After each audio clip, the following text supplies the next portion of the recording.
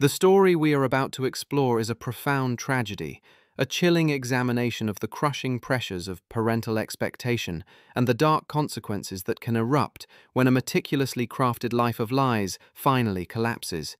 It is the story of Jennifer Pan and the shocking, almost unbelievable, crime she orchestrated against the very people who had dedicated their lives to her success, her parents. Our setting is Markham, Ontario, a peaceful, affluent suburb just north of Toronto, a community characterized by quiet, tree-lined streets, large modern homes, and a sense of safe, predictable prosperity. It's the kind of place where families move to give their children the best possible start. The Pan family was, by all outward appearances, a perfect embodiment of the immigrant success story that so often defines this region. Bichha Pan and Wei Han Pan were refugees who had arrived in Canada from Vietnam.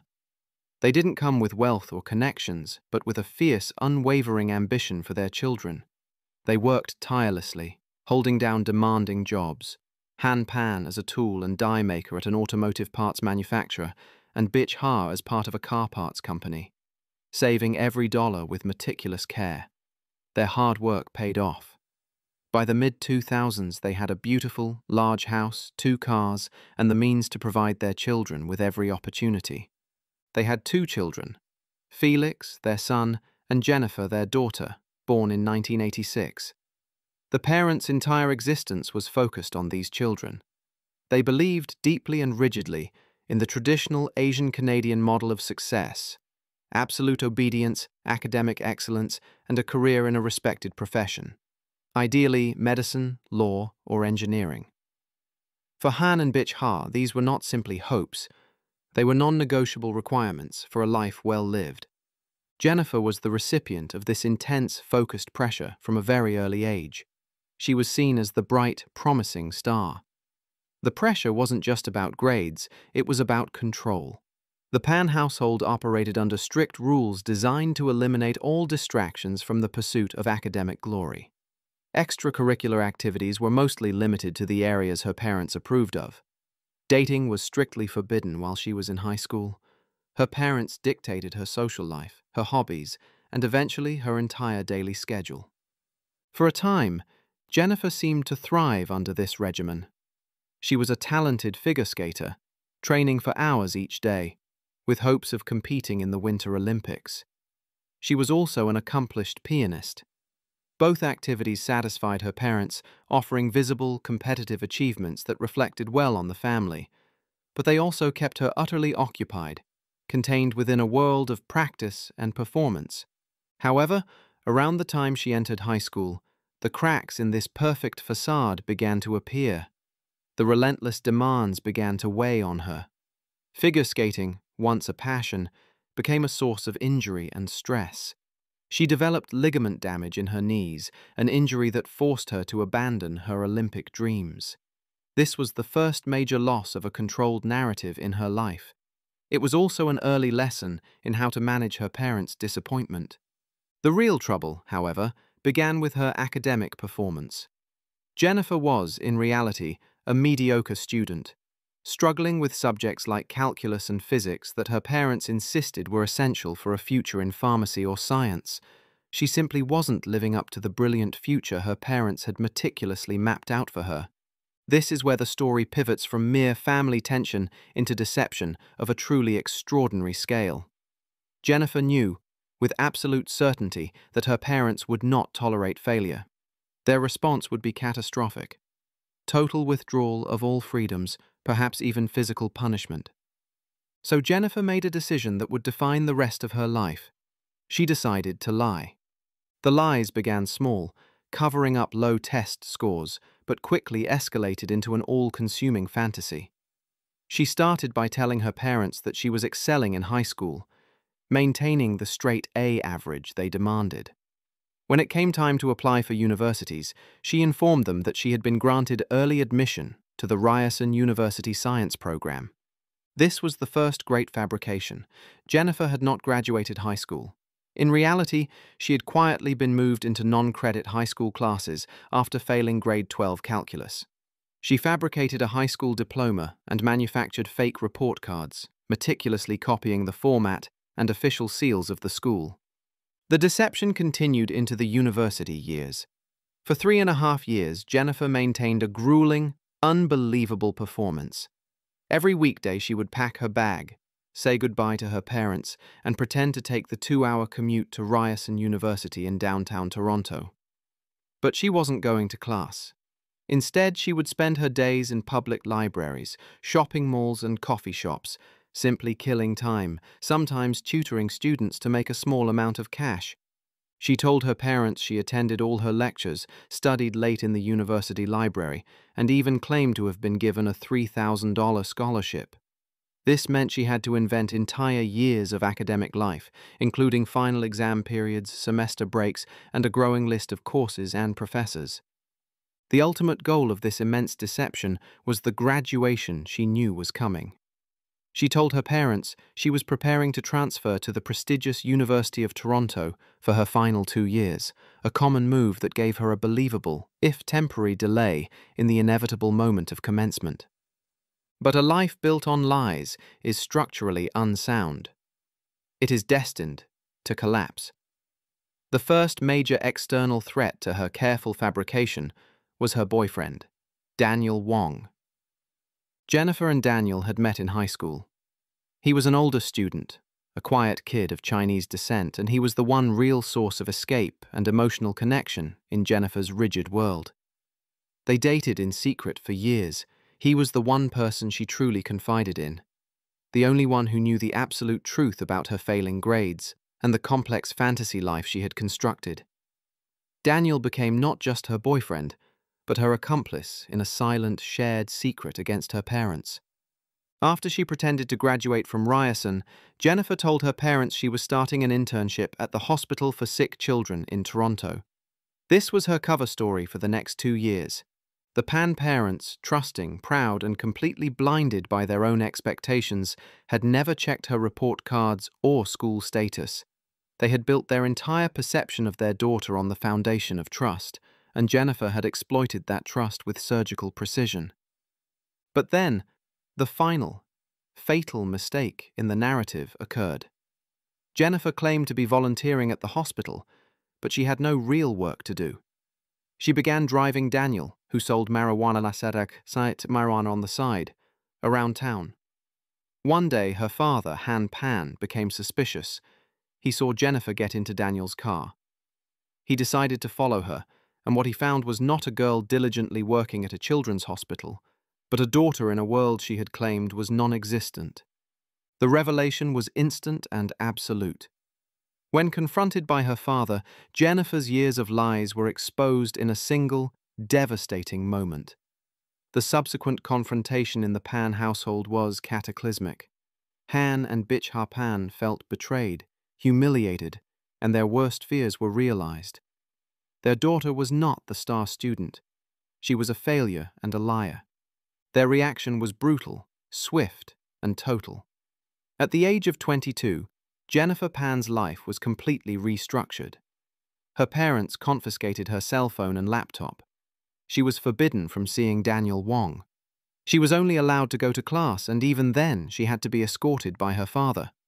Her movements were monitored with the suffocating intensity of a jail sentence. She was only permitted to use the computer for homework, and only under her parents' direct supervision. The iron fist of control, which had always been present, was now wrapped around her throat, cutting off every last source of air. For the next 2 years, Jennifer lived a life of isolation and bitterness. She attempted, briefly, to attend college in a legitimate attempt to salvage her academic career, but she was overwhelmed. Daniel Wong, her only remaining lifeline, eventually left her. Tired of the secrecy and the constant stress, he started seeing other women. Jennifer felt utterly abandoned, trapped, and saw no plausible way out of her parents' constant crushing surveillance. Her first attempt at solving the problem was a desperate, self-destructive gesture. She attempted to take her own life, but failed. This did not soften her parents. It only cemented their belief that she needed harsher, more constant supervision. Then, a darker, more calculated idea began to take root. A permanent, irreversible solution that would free her from the cage. A solution that involved not escape, but elimination. Jennifer Pan began to consider the possibility of murder. She first reached out to Daniel Wong, asking him about hiring a hitman. At first, Daniel dismissed it as a desperate fantasy, a hyperbolic expression of her frustration, but Jennifer was persistent. She offered a startling amount of money, $10,000, to have her parents killed. She made it clear that their deaths needed to look like a home invasion, a random act of suburban violence. The motivation, she planned to claim, was the large sum of cash and jewelry she knew her parents kept in the house. Daniel, perhaps seeing a path to quick money, or perhaps not taking the request fully seriously, introduced Jennifer to a man he knew only as Homeboy. Homeboy, whose real name was Lenford Crawford, was a shadowy figure who claimed he could arrange the transaction. The plan began to solidify, moving from an idle fantasy to a tangible, deadly contract. The final deal was struck. 2 lives for $10,000. The price was agreed upon. Jennifer meticulously described the layout of the house, the best entry points, and the routine of her parents. She knew their schedules intimately, down to the minute. The only remaining question was when. The date was set for November 8, 2010. On that Monday evening, around 10 p.m., Han Pan was in the basement watching television, and Bitch Ha Pan was already asleep in the master bedroom. Jennifer was in her room upstairs, supposedly preparing for bed. It was the perfect moment. Suddenly, the front door, which Jennifer had intentionally left unlocked, opened. 3 shadowy figures, Lenford Crawford, plus 2 associates, David Milvaganam and Eric Carty, slipped silently into the Pan family home. Jennifer's plan was now in motion, and there would be no turning back from the horrific reality she had chosen to embrace. The initial commotion began downstairs. Han Pan, hearing the footsteps, went to investigate. He was immediately met by the intruders, who forced him upstairs at gunpoint. Bitch Ha Pan woke to the sounds of violence and confrontation. Within moments, both parents were bound with zip ties, their hands tied behind their backs, and their faces pressed against the floor of the master bedroom. Jennifer, meanwhile, was also zip-tied, but intentionally loosely. She was instructed to play the victim, to maintain the fiction of a home invasion for the police. The intruders, following her specific instructions, began to ransack the house, gathering electronics, jewelry, and whatever cash they could find. This was the theatrical performance for the authorities, the necessary cover to make the crime look random. Then came the true, intended purpose of the invasion. The intruders led the parents, still bound, down into the basement. It was a cold, clinical execution. Bitch Ha Pan was shot 3 times in the head. Han Pan was shot twice in the face. The intruders fled the house, leaving a scene of sudden, inexplicable violence, and a daughter, the supposed sole survivor, still bound upstairs. The silence that followed was broken by the sound of sirens, which Jennifer had immediately called, maintaining her terrified persona for the 911 operator. But the plan was imperfect, flawed by a terrible twist of fate Jennifer had not accounted for. Her father, Han Pan, despite being shot twice in the face, was still alive. He was critically injured, losing blood, but clinging to life. He would become the key to unlocking the entire gruesome story. The police arrived on a scene of carnage, a horrifying tableau of suburban violence. The story Jennifer told them was perfectly rehearsed. Masked men, demanding money. They tied us up. I heard shots. She was the terrified victim, a traumatized witness to her own family's tragedy. But as the investigation began, the calm, collected nature of her distress and the sheer volume of contradictions in her seemingly perfect life would soon raise the first chilling flags of suspicion. The focus of the investigation was about to shift from finding the intruders to uncovering the victim herself. The immediate aftermath of the shooting was chaos. Sirens wailed through the quiet streets of Markham as police and paramedics swarmed the Pan family home. Jennifer Pan was taken into protective custody, treated by officers and emergency responders as the sole surviving victim of a brutal, unprovoked home invasion. Her story was simple, direct, and delivered with the halting, tearful cadence of a person in shock. She described 3 masked men, guns, demands for money, and the terror of being tied up and forced to listen as her parents were murdered. But inside the house, a few critical realities began to contradict her narrative. First, there was the miracle. Han Pan, the father, was still clinging to life. Despite the catastrophic injuries, 2 bullets to the face, he was rushed to the hospital in critical condition. He would undergo a medically induced coma and multiple life-saving surgeries, but his mere survival was the first catastrophic tear in Jennifer's meticulously planned escape. Second, the police examination of the scene itself did not entirely support the story of a random, panicked home invasion. Experienced detectives noticed several anomalies. The forced entry, the initial moment of the crime, was suspiciously clean. There were no signs of a struggle near the front door. The zip ties used to restrain Jennifer were found to be loose on her wrists, almost suspiciously so, allowing her to easily slip free and make the 911 call.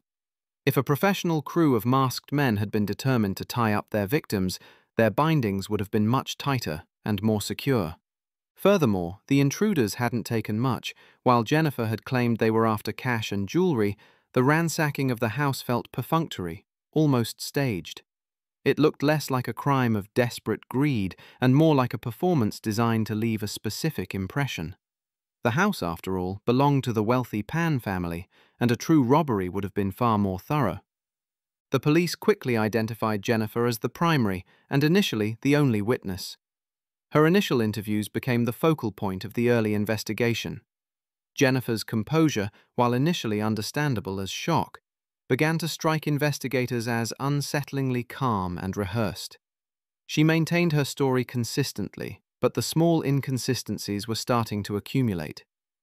The key to understanding the case, however, lay not in the physical evidence of the crime, but in the life of lies that preceded it.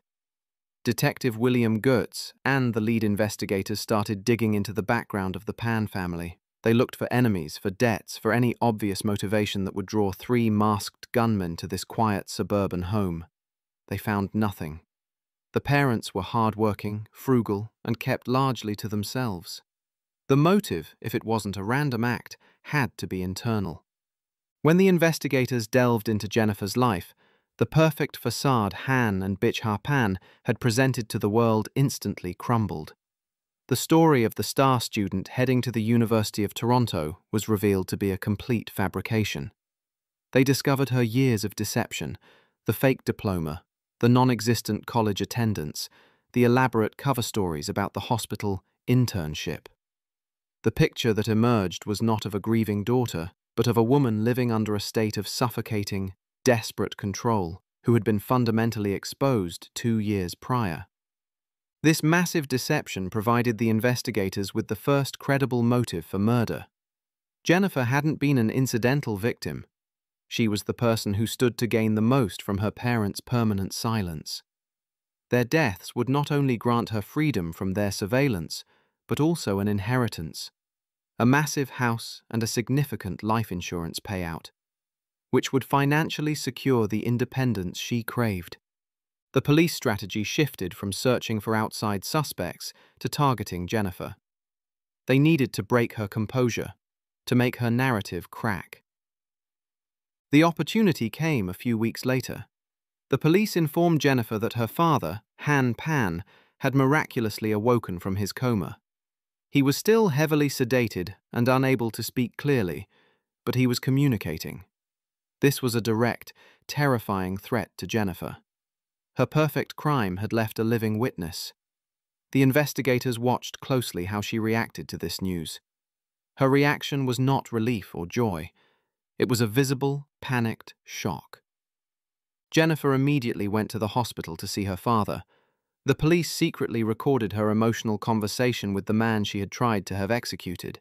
She spoke to him in a rush of tearful apologies, not for the crime itself, but for the disappointment she had caused, desperately trying to solidify her status as the victim.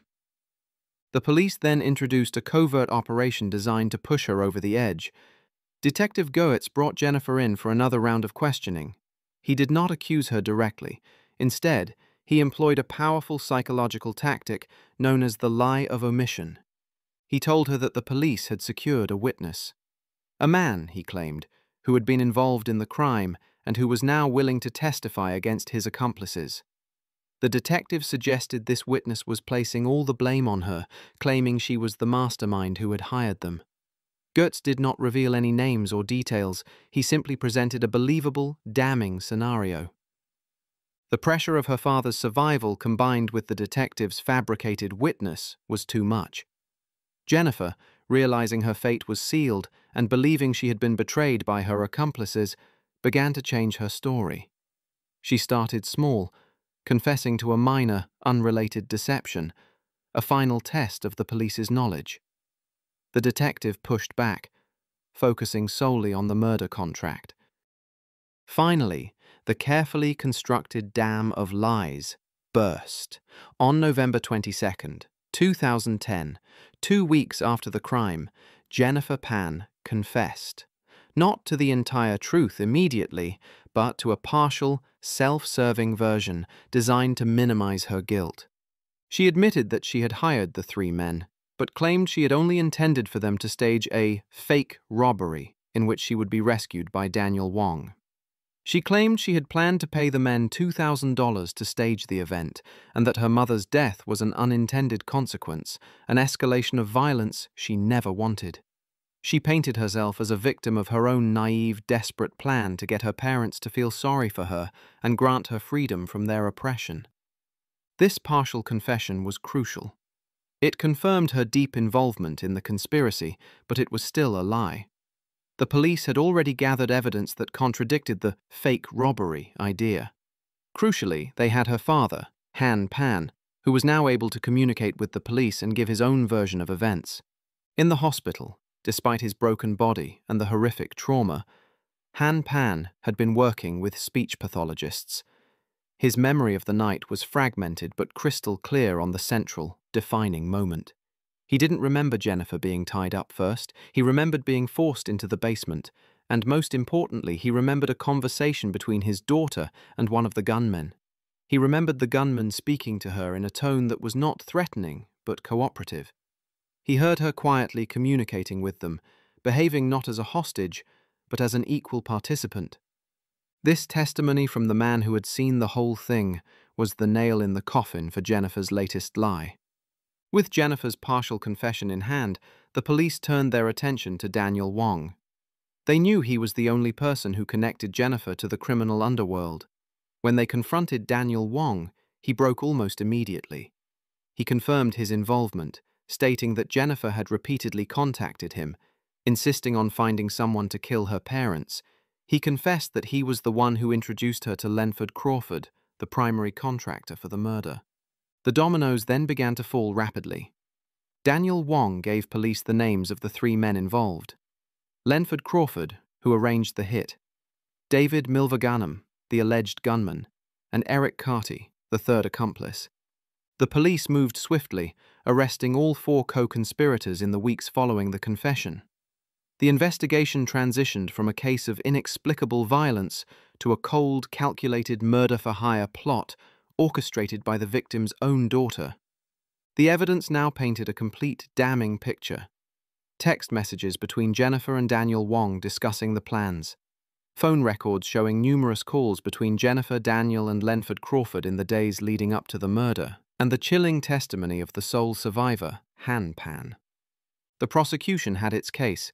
Jennifer Pan, out of a desire for freedom and financial independence, had contracted the murder of her own parents, transforming the Pan family home, the symbol of her parents' hard-won success, into a scene of unspeakable betrayal and murder. The wheels of justice began to turn slowly, preparing for a highly publicized, complex trial that would expose the dark internal workings of a seemingly perfect family. The community of Markham was left to reconcile the quiet, obedient daughter they thought they knew with the cold-blooded killer she was revealed to be. The case was no longer just about a crime.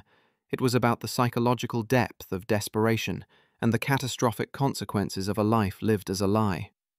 With the arrests complete and the evidence meticulously gathered, the next and most critical chapter in the Jennifer Pan story began: the trial. This was not merely a legal proceeding. It was a devastating public accounting of the pressures, secrets, and ultimate betrayal that had taken place inside the walls of the Pan family home. The trial for first-degree murder and attempted murder of Han Pan began in March 2014 in Newmarket, Ontario, and lasted for 10 long months. The public was transfixed. How could a seemingly normal suburban Canadian daughter plot such a brutal act against her own mother and father? Jennifer Pan was charged alongside her co-conspirators, Daniel Wong, her former boyfriend and intermediary, Lenford Crawford, the alleged contractor, David Milvaganam, the alleged gunman, and Eric Carty, the fourth man involved. The prosecution's case, led by Crown Attorney Michael Fox, was a methodical, chronological disassembly of Jennifer's life and lies. Their goal was to prove, beyond a reasonable doubt, that this was not a desperate act gone wrong, but a cold, premeditated murder for hire, motivated by a simple, brutal desire: freedom and money. The prosecution presented the life of lies as the central motive. They detailed Jennifer's years of deception regarding her education, arguing that her parents' discovery of this massive fabrication had created a situation of total, suffocating control from which she felt she could only escape through murder. They painted the picture of a daughter who, unable to live up to the impossible standards of her parents, chose to eliminate the source of those standards entirely. Crucially, the Crown presented the vast and damning electronic evidence. They analyzed thousands of texts and phone calls between Jennifer and her co-accused in the weeks leading up to the crime. These records clearly showed the communication intensifying, with Jennifer and Daniel Wong discussing the price, the timing, and the logistics of the hit. The frequency of calls between Jennifer, Wong, and Crawford directly contradicted her initial claim of being a random victim of circumstance. But the most powerful and heartbreaking testimony came from the witness stand: Hui Han Pan, the father and sole survivor. Han Pan, though still recovering from his life-altering injuries, took the stand. His appearance was visibly moving. He had lost his wife, endured horrific violence, and now faced the unimaginable task of testifying against his own daughter. In slow, often painful words, he recounted the night of the attack. He testified to the moments he could recall clearly: the sound of the intruders, the binding, and the terrifying trip down to the basement. Most importantly, he delivered the testimony that destroyed Jennifer's defense. He repeated his memory of hearing the gunman speak to Jennifer in a casual, familiar manner, and observing her moving around the house while the robbery was in progress, not as a terrified hostage, but as someone who was part of the plan. The defense team, in contrast, focused their strategy on one key point: reasonable doubt regarding premeditation. They attempted to humanize Jennifer, portraying her not as a cold-blooded mastermind, but as a traumatized, mentally fragile young woman driven to extremes by years of relentless, oppressive parenting. Her lawyers argued that the parents' excessive, controlling nature constituted a form of psychological abuse, pushing Jennifer to the brink of desperation. They maintained that the plan was never for murder, but for the staged robbery she had initially confessed to, an attempt to shock her parents into granting her freedom. They claimed the three men, having already been paid, escalated the plot without her consent, transforming a simple staged event into a lethal tragedy. Jennifer herself chose not to testify. This left the courtroom to dissect the narrative solely based on the prosecution's evidence and her own contradictory statements given to the police in the immediate aftermath. The details of the relationship between the co-accused were revealed in court, painting a picture of a loose, disorganized criminal network. Eric Carty, the fourth man, was revealed to be in custody on an unrelated matter and had early on tried to leverage his knowledge of the Pan case for a better deal. His initial cooperation, though later recanted, had helped connect the dots between the others. The trial was also forced to confront the role of Daniel Wong. He testified against Jennifer, admitting his guilt in facilitating the contract. His testimony, driven by a plea agreement, was crucial for the prosecution as it established the direct line of communication and motivation between Jennifer and the alleged hitmen. The court was left to consider the chilling intimacy of a couple plotting the death of the people who had separated them. The prosecution effectively countered the defense's narrative by focusing on Jennifer's own actions immediately before the crime. They highlighted that she had paid the full price of $10,000 to the men, an amount far too high for a mere staged robbery. They pointed out the specific instructions she gave, including the location of the safe and the best way to enter the house, demonstrating an intimate knowledge of her parents' habits that only a daughter could possess. After 10 months of grueling testimony and evidence presentation, the jury began its deliberation. The complexity of the case, the family tension, the lies, the sheer audacity of the conspiracy, and the survival of the father made the decision difficult and emotionally charged. On December 13, 2014, the verdict was delivered. The result was a resounding conviction. Jennifer Pan, along with Lenford Crawford, David Milvaganam, and Daniel Wong, were all found guilty of first-degree murder for the death of Bichha Pan and attempted murder for the attack on Hui Han Pan. The verdict concluded that the crime was indeed a pre-planned, deliberate act to end the lives of her parents, not an accident or a staged event gone wrong. The jury believed the Crown's assertion. Jennifer had hired professional criminals with the full intention of having her parents killed, securing her freedom and her inheritance. The fifth defendant, Eric Carty, the fourth intruder, later pleaded guilty in 2015 to conspiracy to commit murder and received an 18-year sentence. However, the subsequent years would see legal appeals attempting to overturn the sentences of the primary 4 defendants, further prolonging the Pan family's ordeal. The sentencing hearing in January 2015 brought the full weight of the tragedy to bear. The judge sentenced the 4 convicted individuals to life imprisonment, with no possibility of parole for 25 years for the first-degree murder charge, a mandatory sentence under Canadian law. They also received concurrent sentences of life imprisonment for the attempted murder. The judge's ruling emphasized the extreme gravity of the offense, the planned, brutal murder of a victim in her own home, orchestrated by her own child. The final, devastating statement of the trial came from Han Pan. Through an interpreter, he addressed the court and his daughter directly. His words were not filled with fire or vengeance, but with profound, irreversible grief. He spoke of the loss of his wife and the loss of his daughter, mourning them both as if they had died that night. He expressed the incomprehensible pain of a father who survived the violence only to lose his entire family unit, including the daughter who tried to kill him. He was left isolated in the home that was once the site of his dreams and now the site of his worst nightmare. The quiet suburban success story had ended not in happiness but in a final, complete catastrophe, a permanent scar on the quiet streets of Markham. The chilling story of Jennifer Pan had reached its legal conclusion, but the psychological questions about the nature of control, desperation, and familial breakdown lingered, forever imprinted on the landscape of true crime. The trial exposed not only the mechanics of a murder plot, but also the severe psychological fault lines running through the Pan family. When investigators began to piece together Jennifer's life, they were no longer looking at a grieving daughter, but at a subject of profound psychological study.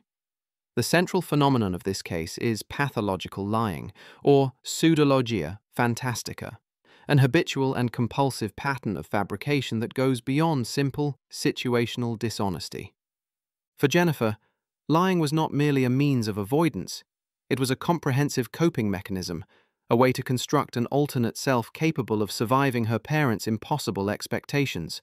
This alternate self, the straight-A student, the university graduate, the hospital intern, was the one her parents demanded and the one she desperately strove to project, even when the reality was a quiet, suffocating failure. She maintained the illusion for years, a performance of almost theatrical complexity which required meticulous attention to forged documents, fabricated schedules, and the ability to appear calm and confident under intense parental scrutiny. This constant performance speaks to a severe emotional detachment from reality. Jennifer's ability to transition from planning a murder to calmly telling the 911 operator that she was an innocent victim shows a deep compartmentalization of emotion. She was not driven by passion or momentary rage, but by a calculated, almost mechanical desire to solve a problem. Her lack of freedom. Her parents were not people to her. They were obstacles preventing her from living the life she wanted, specifically from being with Daniel Wong. Psychologists examining the case often point to the concept of the tiger parent environment, an extreme form of authoritarian parenting common in some immigrant communities where love and approval are conditional upon academic achievement and obedience. For the Pan family, this was taken to an exceptional degree, culminating in the total loss of autonomy when the lies were discovered. While her parents were undoubtedly motivated by love and a desire for their children's success, their controlling methods essentially created a prison for Jennifer.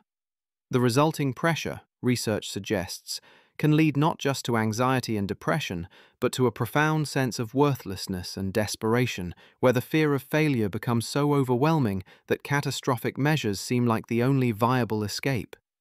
Jennifer Pan's actions fit the profile of parricide, the killing of one's parents, motivated by a need to remove an obstacle to a desired life, often related to relationships or financial independence. Her motivation was not solely money, but the freedom that money and the absence of control would bring. When Daniel Wong, her only real source of support and connection, threatened to leave, the walls closed in entirely, leaving murder as her final, terrifying solution. The story, however, did not end with the gavel drop in 2015. True crime often features the long, arduous process of appeals, and the Pan case proved to be no exception. Jennifer Pan and her co-accused, Daniel Wong, Lenford Crawford, and David Milvagunham, immediately launched appeals against their first-degree murder convictions. The primary legal challenge centered on the trial judge's instructions to the jury. The defense argued that the judge erred by only allowing the jury to consider two possible scenarios for the crime: a planned murder of both parents, first-degree murder, or an unplanned shooting during a staged home invasion, acquittal. They argued that the jury should have been given the option of a third scenario, that the plan was only to kill Han Pan, the main rulemaker, and that the death of Bichha Pan was not planned, which would constitute second-degree murder or manslaughter. In May 2023, the Ontario Court of Appeal sided with the defense on this point. They ruled that the trial judge should have allowed the jury to consider the possibility of a lesser charge for Bichha Pan's murder, as there was an air of reality to the defense's argument that the plan was only to eliminate the father. As a result, the Court of Appeal overturned the first-degree murder convictions for Jennifer Pan and her three co-accused and ordered a new trial on that charge. Crucially, the attempted murder convictions for the attack on Han Pan were upheld. This decision does not mean Jennifer Pan is free. She remains convicted of the attempted murder of her father and still faces a potential new trial for the murder of her mother. The long, winding road of the Canadian judicial system continues, a perpetual reminder of the crime's lasting legal consequences. The lasting impact of the Jennifer Pan case stretches far beyond the courtroom. It became a cautionary, dark morality tale for parents and children across North America, particularly within communities grappling with the pressures of cultural assimilation and extreme academic expectation. The case forced an uncomfortable public conversation about the difference between encouraging a child's success and crushing a child's spirit. Jennifer Pan's tragedy is a devastating illustration of what happens when a child feels that their worth is solely defined by their performance and that honesty is a dangerous luxury they cannot afford. The Pan family's home, once a beacon of the immigrant dream, is now permanently etched into the public consciousness as a monument to how secrets, lies, and suffocating control can breed a violence so deep and calculated that it destroys everything it was meant to protect. Han Pan, the father, survived the bullet wounds but will never escape the emotional scars. His wife is gone, and the daughter he dedicated his life to is imprisoned, her life story a stark warning. His final words in court, that he lost his wife and his daughter in one night, encapsulate the profound dual nature of this catastrophic crime. The Jennifer Pan case stands as a chilling, inescapable reminder that the heaviest burdens are not always the ones carried from a distant past, but the ones forged in the silence of one's own home. It is a story where the escape from control became a descent into darkness, proving that sometimes the most dangerous consequences are born from the fear of disappointing those who love us most.